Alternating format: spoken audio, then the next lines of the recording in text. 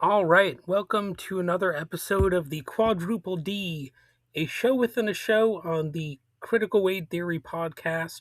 And today, as promised, I'm looking at Donald Trump Jr., who is this edition's Peripheral Poophead. So, interestingly, there is a fresh scandal involving Donald Jr., and it actually has more to do with his father not attending his wedding. you know, I guess Donald Trump was like, I'm too busy messing up the world to attend your wedding. Sorry about that.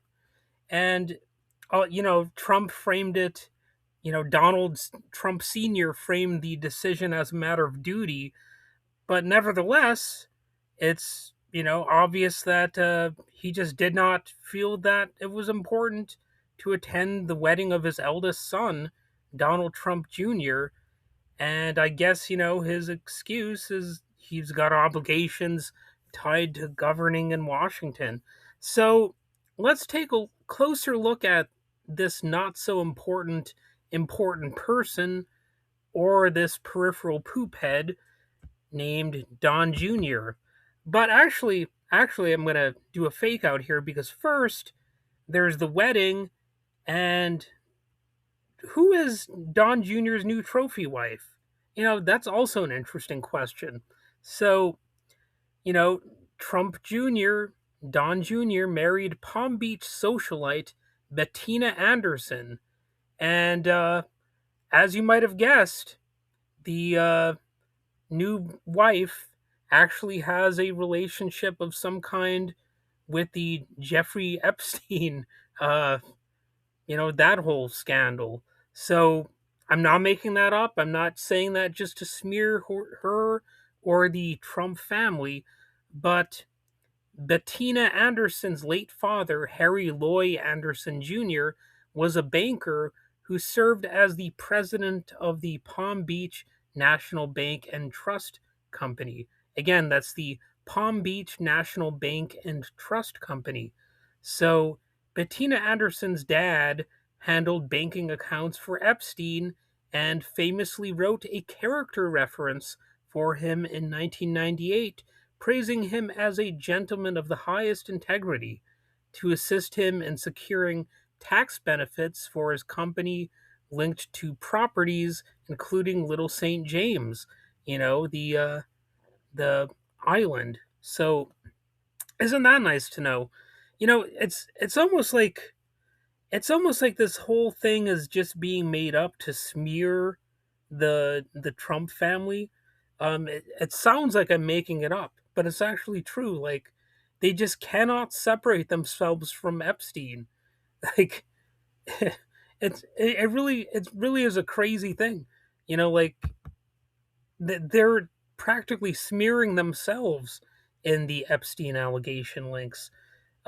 So she also joined the Trump crime family for dinner with Saudi Crown Prince Mohammed bin Salman. So, there's also the Saudi Arabia links. And, these are rich, well connected people. I know Trump always wants to make himself look like he's an outsider, but no, he's been an insider for a very long time.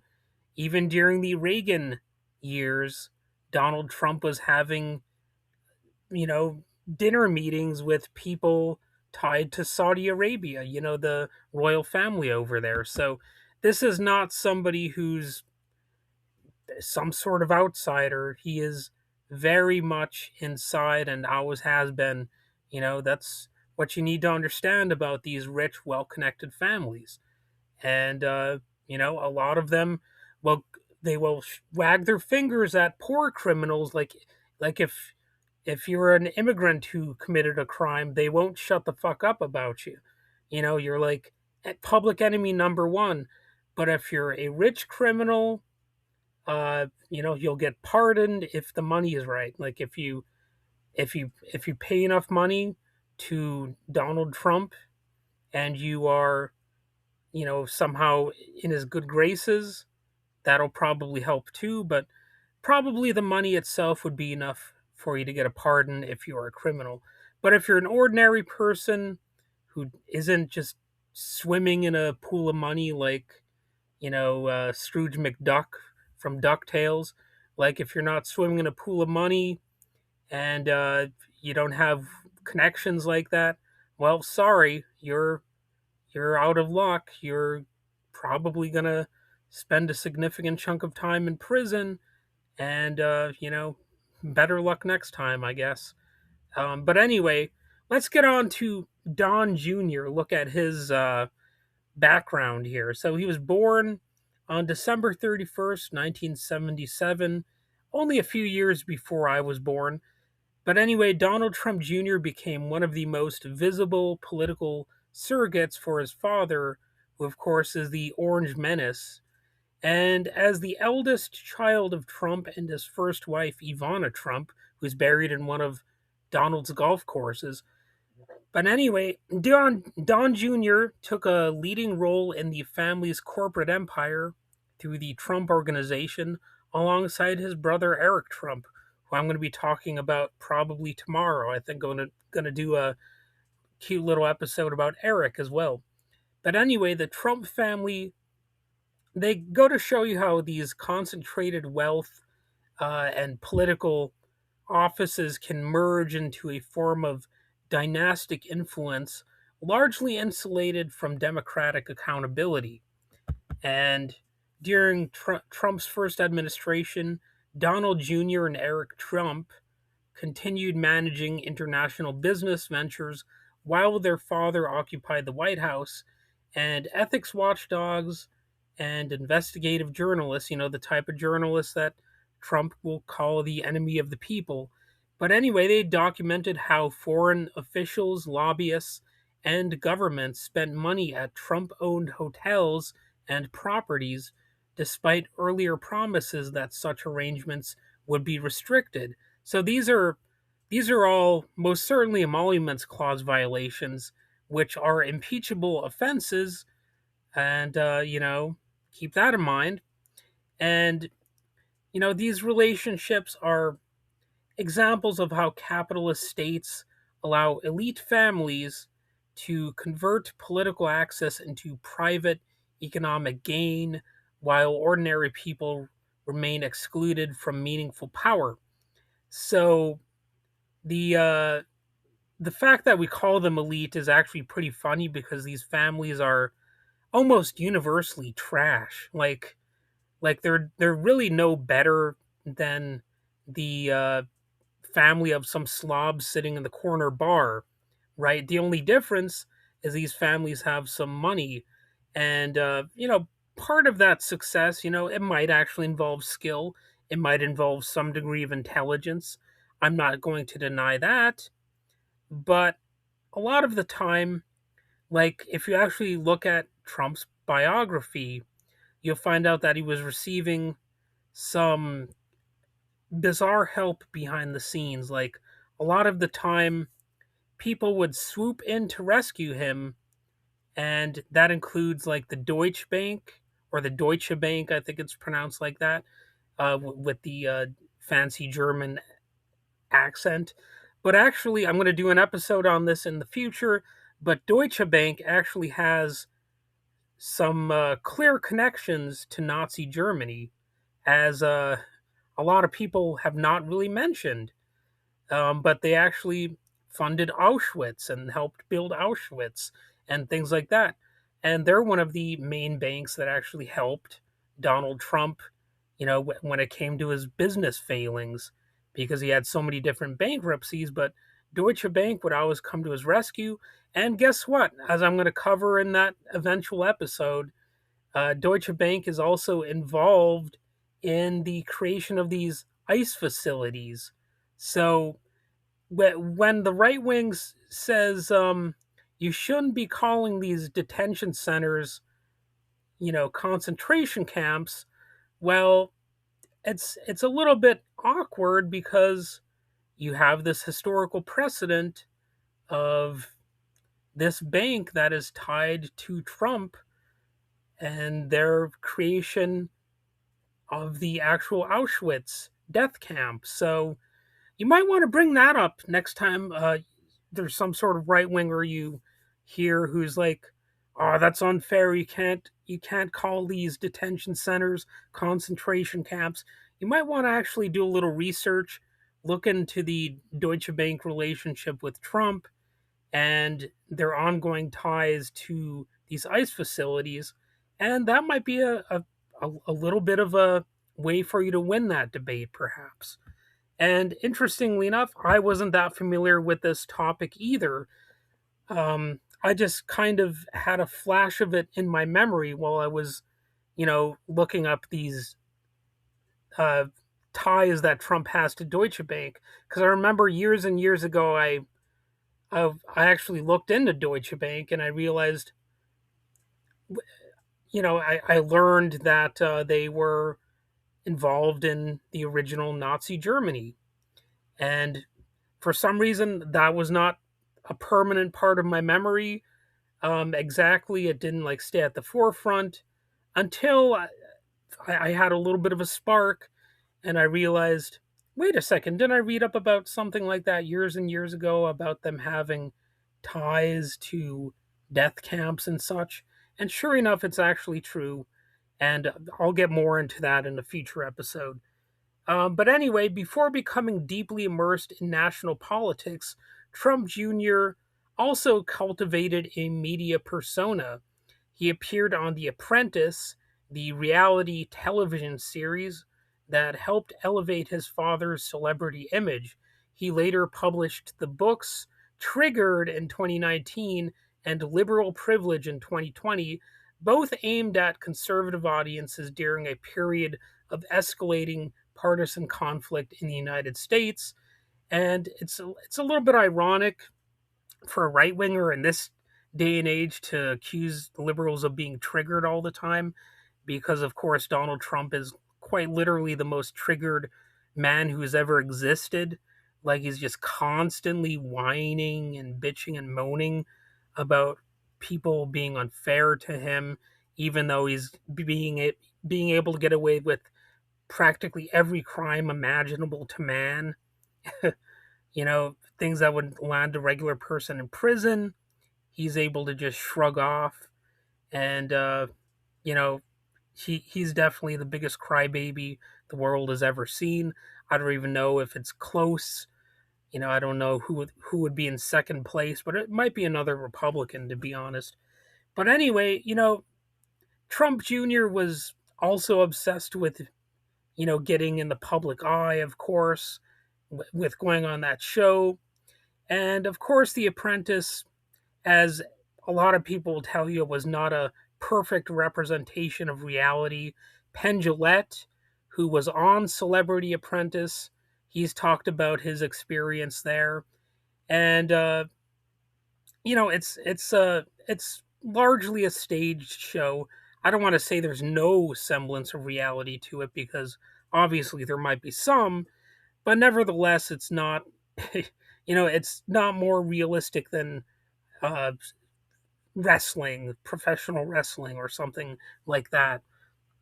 And anyway, Trump Jr., he played a major role in the 2016 presidential campaign. One of the most controversial episodes involved a meeting at Trump Tower with a Russian lawyer after intermediaries promised potentially damaging information about Democratic candidate Hillary Clinton, who actually won the popular vote in that election, by the way. And even though Trump, won the election overall, he still was an election denier back in 2016. So that was some early evidence right then and there that he just cannot accept the fact that people are challenging him. He has to be he has to be the one who's rewarded all the time. He reminds me of, if you ever go to a kid's birthday party, and it seems almost inevitable that there will be a child there who's spunking because they're not the ones getting the presents. Well, that's kind of like what Donald Trump is. And you know U.S. intelligence agencies later concluded that the Russian government interfered in the 2016 election through hacking operations and online propaganda campaigns. intended to benefit Donald Trump's candidacy. And while investigations produced no criminal conspiracy charge against Trump Jr. Related to Russia, the episode intensified public concern about foreign influence, elite networks, and the fragility of electoral systems. And those are all things, of course, that Trump is exploiting. He's going to try to do that in the midterms again. He's going to make it seem like we simply cannot trust our electoral systems. So you just have to give the election to me, and that's assuming he can't just outright rig it. I don't know, because these people are all about projection. If they accuse another person of rigging the election, you know, it's because they're actually making attempts to do that. And Don Jr. remained an aggressive political organizer during both the 2018 midterms and the 2020 presidential race, frequently appearing at rallies and on conservative media platforms. Following the 2020 election defeat, Trump Jr. amplified false claims that the election had been stolen, and he urged supporters to engage in total war over the results, and became part of broader efforts seeking to overturn the Electoral College outcome. Again, it's not about what the evidence says for these people. It's just because Trump lost. That's all that matters. And on January 6, 2021, that infamous day, Trump Jr. addressed supporters gathered in Washington shortly before the storming of the U.S. Capitol. During the rally, he warned political opponents that were coming for you. So, that was quite an admission that, they're the ones who are going to be waging a battle against the left more than the other way around. And frankly, the left has been quite wimpy in response to these kinds of threats. And it's only because of the incompetence of the far right that we have even a ghost of a chance. I'm just going to be honest about that, because you know, it's really a lot of luck more than anything else at this point. And of course, the January 6th attack left multiple people dead in its aftermath, injured police officers, and triggered one of the largest federal investigations in U.S. history, which Trump has tried to cover up the details about. And Karl Racine, then the Attorney General for Washington, D.C., later stated that investigators were examining whether Trump Jr. had legal exposure connected to incitement surrounding the assault. Now, of course, you might say that's a bit of a slippery slope, because anybody could, use some at least vaguely threatening language. And, does that mean everybody's responsible if something happens um, sometime after you say something that's considered inflammatory? I don't know. But the assault did happen on the Capitol. And of course, Donald Trump Sr. has pardoned all of those people. He didn't even use some element of wisdom in determining, okay, these people were relatively nonviolent when they were in the Capitol and all that kind of stuff. You might have said that some people were kind of hoodwinked into it. Maybe some people might say, they learned their lesson and all that kind of stuff, and maybe you'd give a little bit of a more lenient assessment of their uh, participation. But that's not what Trump did. He just issued a blanket pardon of everybody there. So that sends a very clear message that Trump does not care how violent you are, if you're a repeat offender, the nature of your criminal record or anything like that. And meanwhile, he will call people like me a criminal, even though I have zero criminal record, never even spent a second in a jail cell, or never officially charged with any sort of crime or anything like that. Yet he would say that I'm a criminal because I am a critic of not only him, but right wing ideology in general. So, yeah, that's funny how things work out like that, huh? But anyway, further scrutiny emerged in 2022 when CNN reported that Trump Jr. had texted White House Chief of Staff Mark Meadows shortly after the election with proposals outlining ways to challenge or delay certification of the results. So he was participating in attempts to commit high crimes when it comes to the election interference. And you have to wonder, that being the case, how come nothing was ever done about that? So there's a broader crisis in U.S. institutions, obviously, where wealthy political dynasties, corporate media ecosystems, and state authority increasingly reinforce one another while public trust continues to erode. And it'll be interesting to see how this unfolds.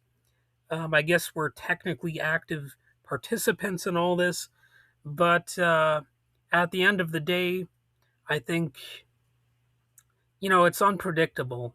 I don't have a crystal ball. It will be quite fascinating to see what happens and whether or not slime balls like Don Jr. Uh, they have any sort of price to pay